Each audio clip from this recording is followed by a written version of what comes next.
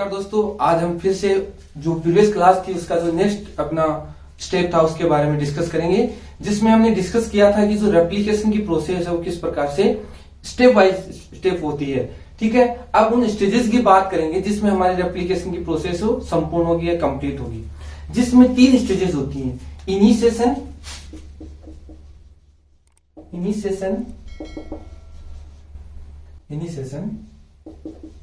Elongation, termination. ये 3 stages होती है मेनली।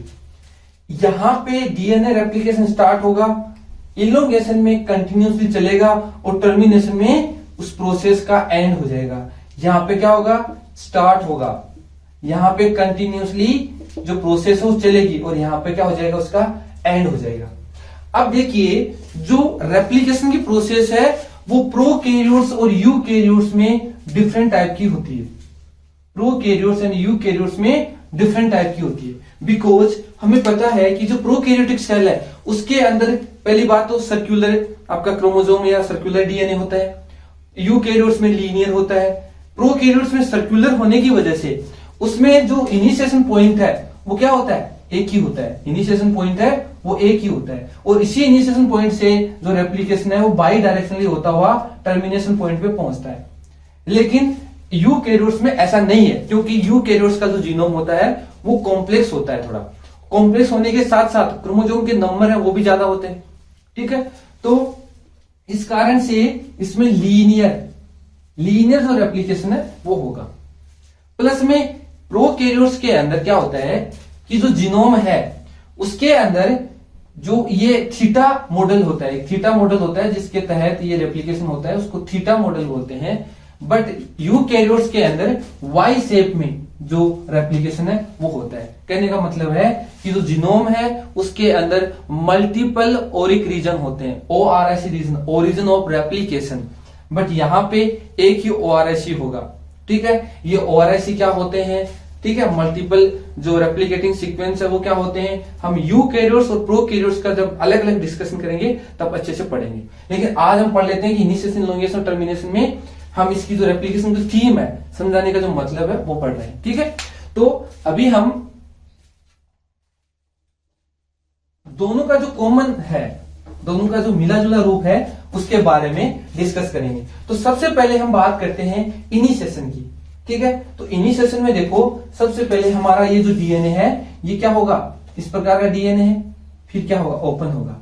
ये इस प्रकार का डीएनए है, यहां से ओपन होगा। अब ओपन होने के लिए सबसे पहला जो एंजाइम या प्रोटीन आएगा उसको बोलेंगे हम हेलिकेज। सबसे पहला जो एसेंशियल रिक्वायरमेंट्स है प्रोटीन और एंजाइम की, जो कि G1 जब सेल साइकिल चलता है तो G1 स्टेज के अंदर वो अपनी जो प्रिपरेशन है वो कर लेता है। ठीक है, तो जो G1 के अंदर जो एंजाइम और प्रोटीन्स है रेप्लिकेशन में जो जरूरत पड़ेगी, जिनकी रिक्वायरमेंट्स हैं, वो सारी प्रोटीन्स और एंजाइम G1 के अंदर बन जाएंगे, यानी कि उनका सिंथेसिस हो जाएगा। तो G1 में अगर एंजाइम और प्रोटीन का सिंथेसिस हो गया, दैट मीन्स क्या होगा, अभी रेप्लिकेशन एस फेज में स्टार्ट होगा। एस फेज क्या होगी, G1 के बाद आएगी। तो इस एस फेज में जैसे रेप्लिकेशन स्टार्ट होगा तो वो प्रोटीन और एंजाइम है वो इस रिएक्शन में भाग ले लेंगे, डीएनए का रेप्लिकेशन करवाने के लिए वो यूज आ जाएंगे।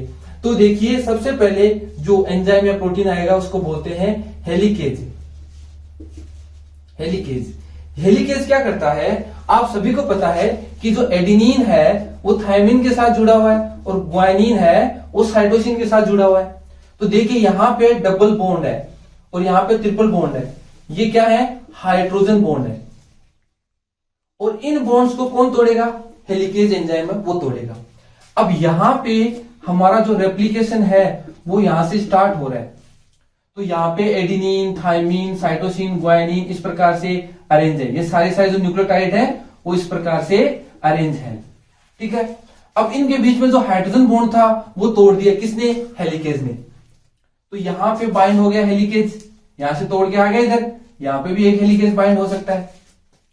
तो ये जो रीजन है जहां से रेप्लिकेशन स्टार्ट हो रहा है ये क्या कहलाएगा, ORS रीजन कहलाएगा। कहां पे? प्रोकैरियोट्स में। और अगर यूकैरियोट्स की बात करेंगे तो यूकैरियोट्स में होता है ARS, ऑटोनोमस रेप्लिकेटिंग सीक्वेंस।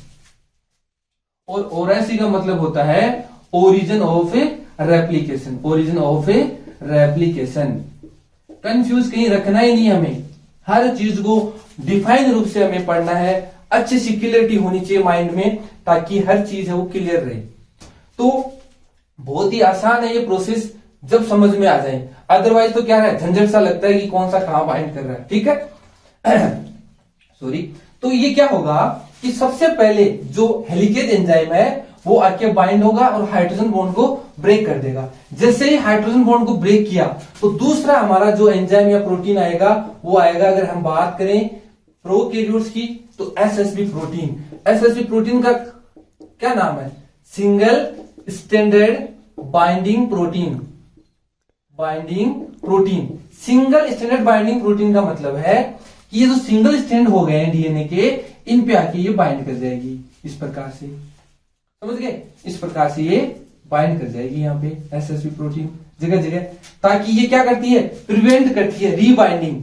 यानी कि डीएनए है उसमें नाइट्रोजन बेसिस मौजूद है, तो ये वापस हाइड्रोजन बॉन्ड ना बना ले, इसको रोकने के लिए कौन आएगा? एसएसबी प्रोटीन आएगा। जैसे ही एसएसबी प्रोटीन आया उसके बाद क्या होगा? अब हमें क्या करना है, ये डीएनए हमारा खुल रहा है, तो मान लो ये डीएनए हमारा खुल के इस प्रकार से खुल गया, ठीक है, यहाँ पे बाइंड अप रहा, फिर यहां से इतना खुल गया, यहाँ पे बाइंड अप रहा, ऐसे मान लो। तो अब यहाँ पे हेलिकेज है वो तोड़ रहा है इधर, यहाँ पे हेलिकेज है वो इधर तोड़ रहा है। तो अब क्या होगा? देखिए यहाँ पे एसएसबी प्रोटीन आके जुड़ी हुई है पूरी जगह पे, ठीक है। या अगर आपको ऐसे समझ में नहीं आ रहा तो आपकी स्क्रीन पे डायग्राम आ रहा होगा बहुत अच्छे से, जिसके अंदर एसएसबी प्रोटीन जुड़ी हुई है, हेलिकेज जुड़ा हुआ है, प्लस आपका डीएनए पॉलीमरेज और इसके अलावा जो प्राइमेज है वो भी जुड़ा हुआ है। जो आप स्क्रीन पे ये जो डायग्राम देख रहे हो इसके अंदर सारा जो अरेंजमेंट है वो अच्छे से क्लियर दिखाया हुआ है, और इसी के बारे में हम आगे डिस्कस करेंगे इलोंगेशन और टर्मिनेशन में। तो क्या हो रहा है, देखिए कि हेलिकेज जैसे ही आगे बढ़ रहा है डीएनए पूरा पूरा अनवाइंड होता जा रहा है। अब क्या होगा आगे? आगे क्या होगा? देखो कि जो डीएनए है वो खुल गया, हमारा पूरा पूरा डीएनए वो खुल गया। अब जैसे ही खुला तो क्या है, यहाँ पे बहुत सारे न्यूक्लियोटाइड की सीक्वेंस है, और इस न्यूक्लियोटाइड सीक्वेंस पे सबसे पहले एक एंजाइम आएगा तीसरे नंबर का, प्राइमेज। ये जो प्राइमेज है वो क्या करेगा? 8 से 10 ऐड टू 10 न्यूक्लियोटाइड की सीक्वेंस है वो होगी। वो डीएनए प्राइमर भी हो सकता है और आरएनए प्राइमर भी हो सकता है। तो वो क्या करेगा? यहाँ पे बाइंड करेगा। अब यहाँ पे बाइंड कर गया, ये इसका मान लो ये 3 प्राइम है, ये 5 प्राइम है, तो ये आपका 5 प्राइम है, ये 3 प्राइम है। ये प्राइमर यहाँ पे बाइंड होने के बाद क्या आएगा आपका? नेक्स्ट जो एंजाइम आएगा वो आएगा आपका डीएनए पॉलीमरेज। DNA polymerase. अब डीएनए पॉलीमरेज क्या करता है? पॉलीमराइजेशन की एक्टिविटी है वो करेगा। अब पॉलीमराइजेशन की एक्टिविटी कैसे होगी? पॉलीमराइजेशन की एक्टिविटी होगी 5 प्राइम टू 3 प्राइम। कहने का मतलब ये है कि जैसे हमने न्यूक्लियोटाइड और न्यूक्लियोसाइड में देखा होगा आपने कि एक न्यूक्लियोटाइड है उसका 3 प्राइम है, वहां पे OH ग्रुप मौजूद है, और 5 प्राइम पे फॉस्फेट ग्रुप मौजूद है। तो यहां पे क्या होगा कि 3 प्राइम पे क्या होगा? नए न्यूक्लियोटाइड जुड़ते रहेंगे। जब नए न्यूक्लियोटाइड जुड़ेंगे तो जो चेन है वो ग्रोथ किधर कर रही है? वो कर रही है 5 प्राइम टू 3 प्राइम की तरफ ग्रोथ करे, इधर बढ़ रही है।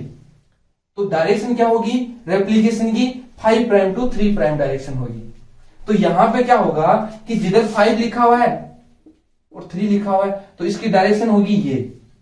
मान लो इधर क्या लिखा हुआ है? 5 लिखा हुआ है, इधर 3 लिखा हुआ है, तो ये डायरेक्शन होगी। तो इस डायरेक्शन से ये सिंथेसिस होगा पूरा पूरा डीएनए, और इधर भी ये सिंथेसिस होगा। किसकी प्रेजेंस में? डीएनए पॉलीमरेज की प्रेजेंस में। अब ये डीएनए पॉलीमरेज इसके भी टाइप होते हैं, फर्स्ट, सेकंड और थर्ड।